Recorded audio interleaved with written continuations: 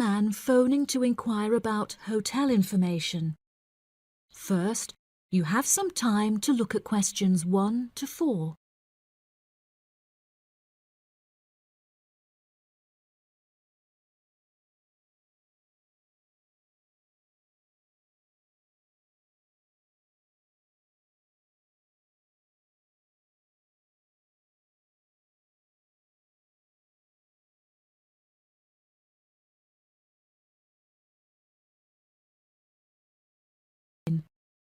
You should answer the questions as you listen because you will not hear the recording a second time.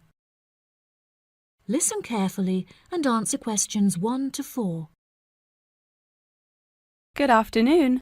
You're through to reception at the Island Hotel in Crete. How may I help you today? Yes, hello there. I'm hoping to book a double room for my wife and myself for about 2 weeks, from the 25th of April of this year. Firstly, could you tell me whether it's particularly hot during this time? Yes, of course, sir. During late April and early May, the daytime temperature shouldn't exceed 19 degrees Celsius. But the weather has been rather erratic and difficult to predict in recent years, so I am unable to say for certain. Okay, that sounds good. My wife doesn't like going outside when it's very hot. I haven't booked flights yet, but I must say that I'm unfamiliar with Crete and its transport system. Does the hotel provide an airport shuttle service? Yes, sir. We provide a complimentary airport pickup service for all our guests. It takes about 40 minutes to get here from the airport, but it's at least 60 minutes at rush hours. And you will be provided with a fully air-conditioned shuttle bus. Okay, excellent. In that case, do you have any rooms available for the dates I gave you? I shall have a look on the system now for you, sir. Bear with me just a moment. Yes, sir. I can see now that we have several rooms available. Would you prefer a garden view or a sea view? Well, ideally I would like a sea view room with a balcony. But of course that depends on the difference in price. Not to worry, sir. All of our standard double rooms have ensuite facilities and a balcony. If you would like one of our sea view rooms, there is a premium of €60 per night. Okay, so could you tell me the total nightly rate for a standard double room with a sea view? Yes, of course, sir. For the spring months, our rate is €216 per night. For 14 nights altogether, this will come to €3,024. Perfect. I also read on your website that the hotel has gym and spa facilities. Are there any other facilities on offer? Yes, we have a large outdoor infinity pool overlooking the ocean, with luxury sunbeds and a poolside bar. We also have 3 full-size tennis courts, where we run a popular doubles tournament, with the winner receiving 2 all-inclusive spa day vouchers. Goodness, I shall have to brush up on my tennis skills. Before you hear the rest of the conversation, you have some time to look at questions 5 to 10.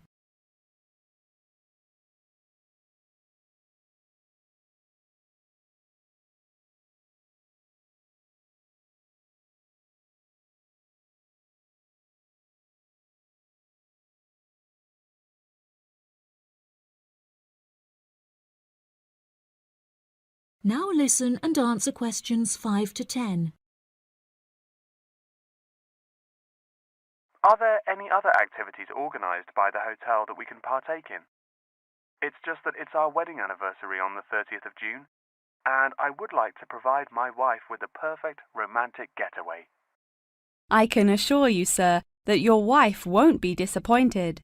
Ours is a 5-star resort, which is renowned for its luxury and beauty. In terms of activities, the hotel provides thrice-weekly entertainment. On Tuesdays, guests will take a minibus and partake in learning to cook succulent fish dishes with our Michelin-starred chef Enrique. The class will take place in a beautiful valley deep in the Cretan hills, where guests will be treated to an intimate piano performance by our in-house concert pianist Pedro. On Wednesdays, a select number of guests will be fortunate enough to explore the mountains by helicopter. before being transported to a tropical Cretan garden by shuttle bus. Finally, on Thursdays, after a fancy dinner, we provide a spectacular fireworks display, which guests can view from the comfort of a cable car. Oh, wow. That all sounds absolutely wonderful. I shall book the room now, and then I need to look at flights so as not to become extortionate. Would you like to take my details now or later? That is the end of part 1.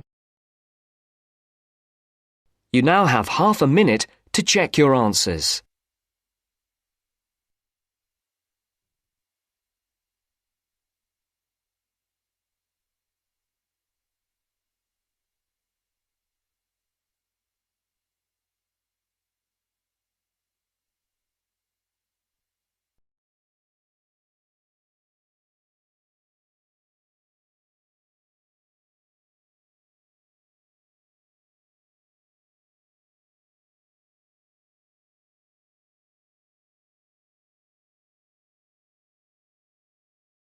Now turns to part 2. Part 2. You will hear a tour guide giving a talk about a relaxation centre. First, you'll have some time to look at questions 11 to 14.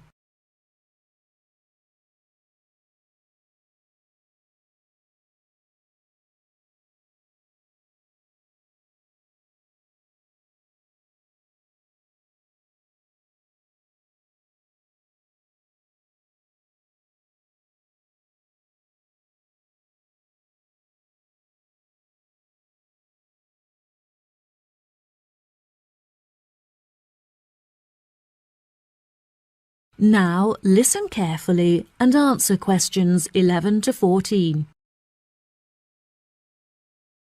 Hello everyone, my name is Sally. Welcome to our globally renowned spa and relaxation centre here at Island View Estates. Before you all wander off and begin exploring the facilities, I'd like to go over a few things. Now, this year is a very special milestone for our beloved centre, as it is our 25th anniversary. I understand that this means you have all paid an increased price for your tickets, but I can promise that all of the events we have scheduled for your enjoyment will make the costs well worth it. I know that all of you have travelled a long distance to make it here to the centre of the New Forest, but it is thanks to its remoteness that our centre is such a beautiful place to relax. I'm sure you are all keen to find out what activities we have arranged for you, so I will give you a quick overview. Tomorrow we have arranged for you all to participate in a yoga session for the duration of the morning, followed by a day of relaxation at the pool, where we have ample sun umbrellas to protect you from the sun. On Wednesday, we have organized a sightseeing hike through the forest, where you will be able to test your navigation skills and witness the wild ponies in their natural habitat. It's forecast to be sunny that day, but I recommend that you all bring rainproof clothes just in case. On your last day, we have a special surprise, a pony trek along the beach. We ask that you all wear full-length trousers and that all women have their hair tied up in a ponytail. Helmets are provided at the centre for those who would like to wear one. There are a couple of beautiful attractions here at the centre that you must all be sure to visit before you leave. The Rose Garden, located just at the corner of the property, is home to many indigenous species and is beautifully serene and peaceful, the perfect place to collect your thoughts or read a book. Our sunset boat ride has been the favourite attraction for many of our visitors. Simply hop aboard and relax whilst we sail you out into the open sea to witness one of the most beautiful spectacles that nature has to offer. Last, but certainly not least, is the freshwater pond, which serves as a watering hole of sorts. Some of you may even be lucky enough to spot our resident kingfishers, who are members of a very rare and endangered species. Once you have all unpacked and settled into your rooms, we will be taking you out to the neighbouring island for a bonfire and barbecue dinner. The island is very small, and the bicycle trails make it very easy to explore all of its beautiful corners. As the island is entirely separate from the mainland, it has never been inhabited by wildlife, so you can all roam freely and safely. We have some bonding exercises for you all to take part in around the bonfire, where you can potentially make new friends and discover a lot about yourself. Before you hear the rest of the talk, you'll have some time to look at questions 15 to 20.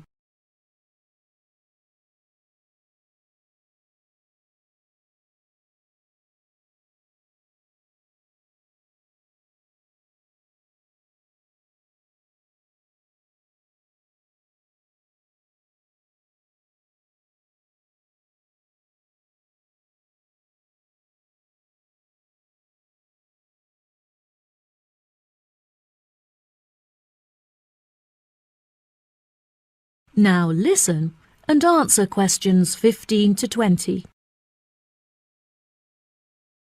Now, let me tell you a little bit about the facilities that the resort has to offer. For those of you keen on indulging in a little bit of retail therapy, just wander along to our tourist centre, where we have a wide selection of presents on sale at reasonable prices.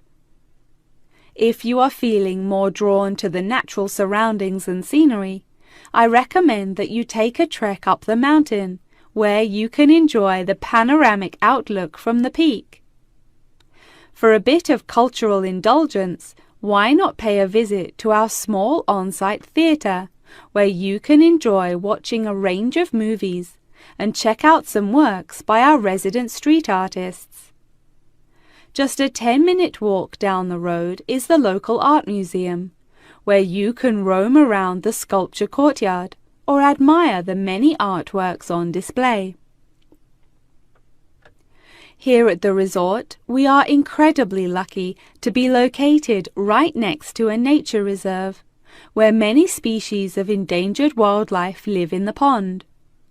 Just on the bank is a small hut where visitors can observe the fish and birds in their natural habitat.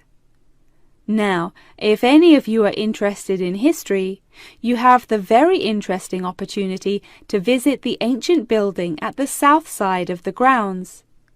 The building is now a museum. However, it originally served as a jail for those charged with crimes of treason against the royal family. Well, that just about rounds it up. Now, if anyone has any questions? The end of part 2. You now have half a minute to check your answers.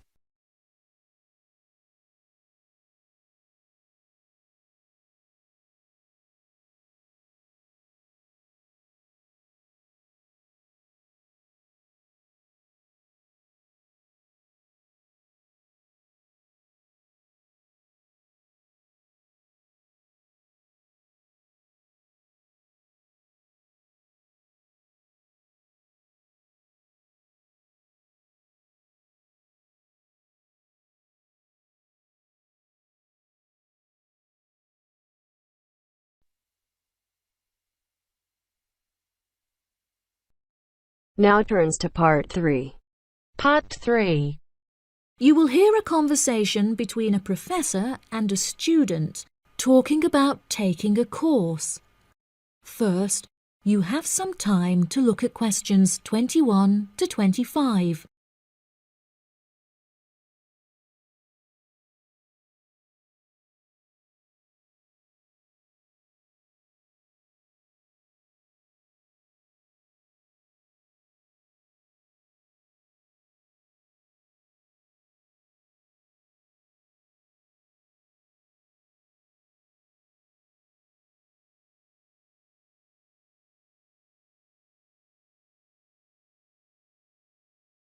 Now listen carefully and answer questions 21 to 25.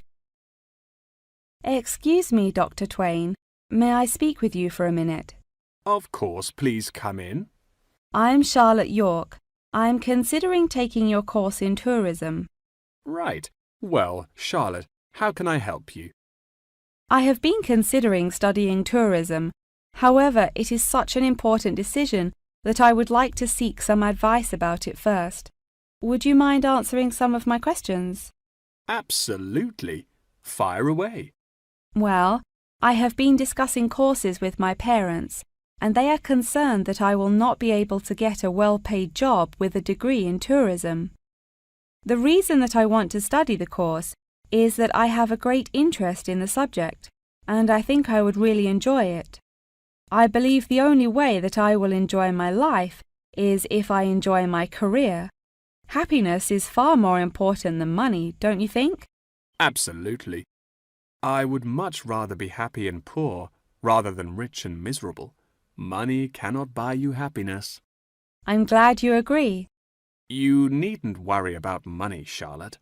A large part of the tourism course is dedicated to teaching students how to manage finances, a skill that you can apply to your everyday life as well. I would also recommend that you take a sideline course in time management, as this can be incredibly useful in efficiently planning your workload. Efficiency is the key to success. I'll remember that. Now, I have found that some students have natural talents that really help them to succeed in the course. Communication skills, for example, can be very beneficial. Do you have any strengths? Maths was always my favourite subject at school, so I really enjoy solving mathematical problems. However, I find statistics quite difficult. I have always been very capable and self-sufficient. I have a lot of confidence in my abilities and will take the initiative in situations without needing to depend on anyone else for their help. That's a really great quality to have and will be particularly useful if you choose to study tourism. That's great. I would recommend that you spend some of your time researching the course. A lot of people who are uneducated on the subject claim that tourism is a shrinking industry and that it will become irrelevant in the future. If you study the published research, however, you will see that the truth is quite the opposite. The industry has, in fact, grown significantly as people have developed an ever-increasing interest in culture and travel. Have you compared the university course with a polytechnic? Yes, I have. I was interested in studying the course in modules. However, the university doesn't offer that option. I don't have enough funds to be able to attend an expensive university, so I was relieved to see that the course is quite affordable. I also considered attending a summer school instead of university to save money, and so that I could work during the rest of the year. But I really wanted the university experience. I think that university would suit you well. Before you hear the rest of the conversation, you have some time to look at questions 26 to 30.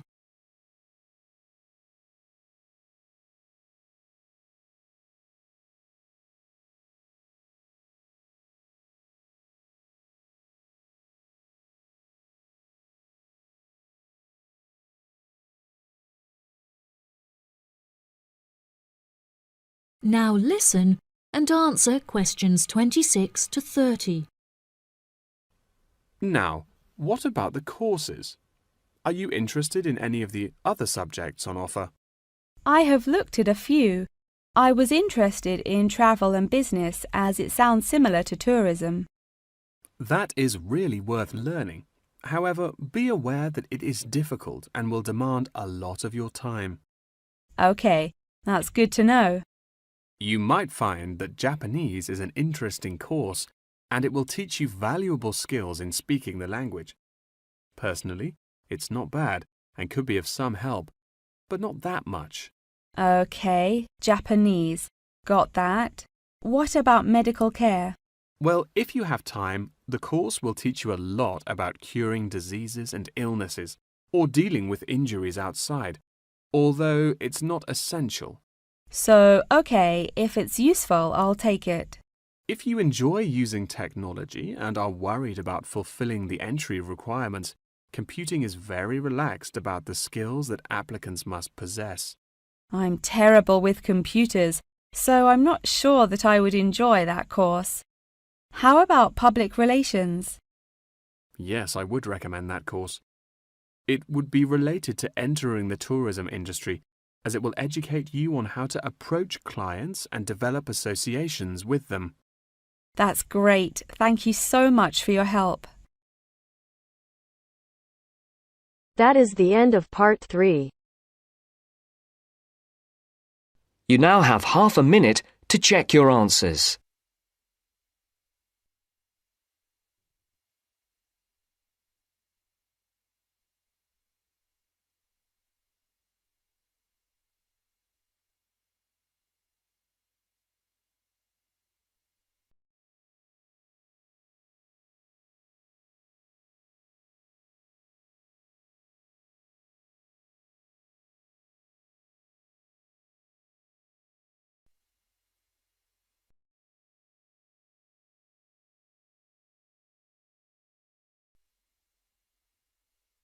Now turns to part 4. Part 4.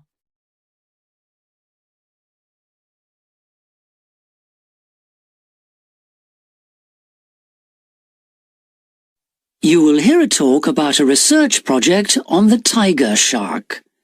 First, you have some time to look at questions 31 to 40 on pages 7 and 8.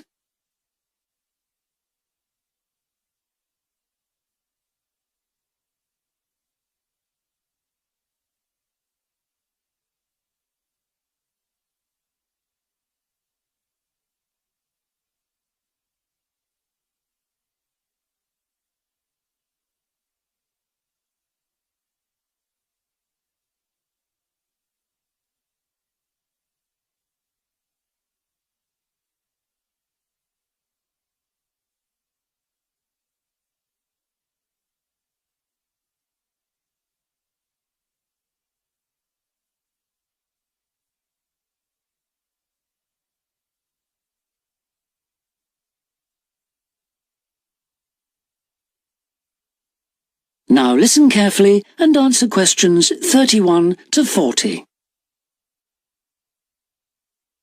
Good morning, everyone. Today I'm going to talk about the research project I've been involved in on the tiger shark.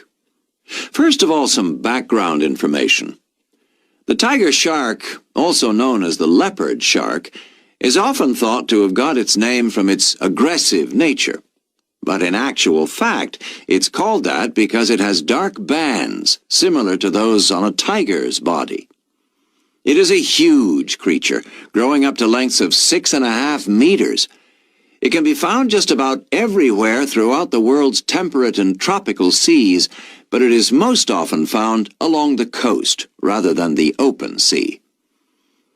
In terms of feeding, tiger sharks tend to be most active at night, and are solitary hunters. Their preferred prey includes other sharks, turtles, seabirds, and dolphins, to name but a few. However, it's not uncommon to find garbage in its stomach. This is because it tends to feed in areas such as harbors and river inlets, where there is a lot of human activity. Now to the project itself. We are particularly interested in some studies that have been done in the Rain Island area. Observations here have shown that there is a large population of tiger sharks present in the summer during the turtle nesting season. However, during the winter months the sharks disappear. So we decided to do some of our own research there.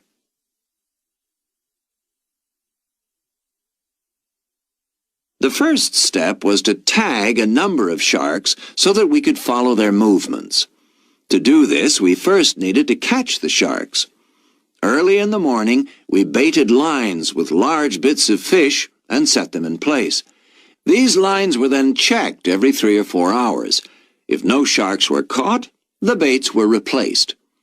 Once a shark had been caught on one of the baited hooks, it was pulled in close to the boat and secured so that we could carry out a number of brief activities to aid our research.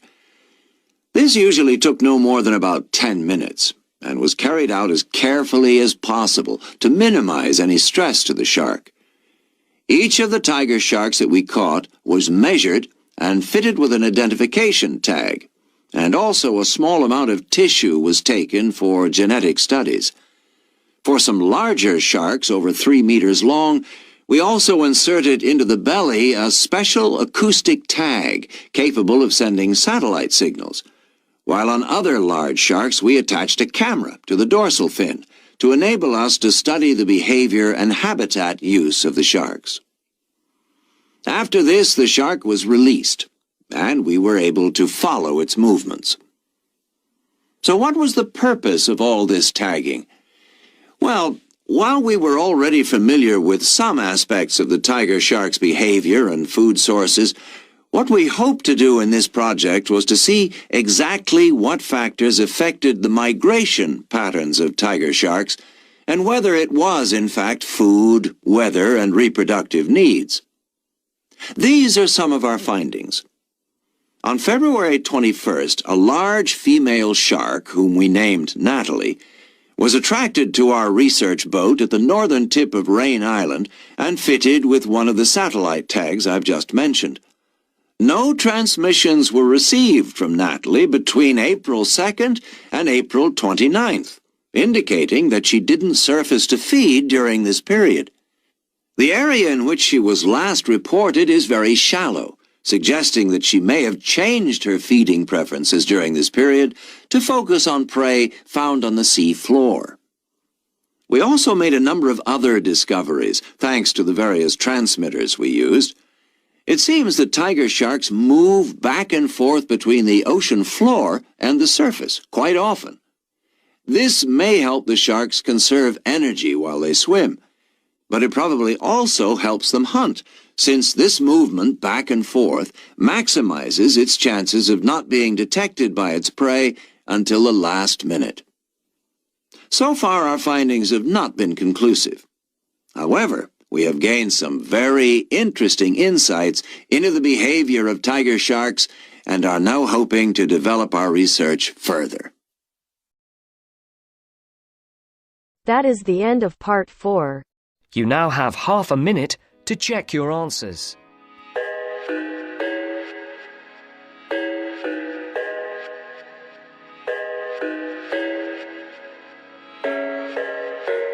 I thought I had it figured out, believed in us, we were meant to be, no doubt. A teenage love, everybody else could see the way we were, living in a fantasy. When I kiss her,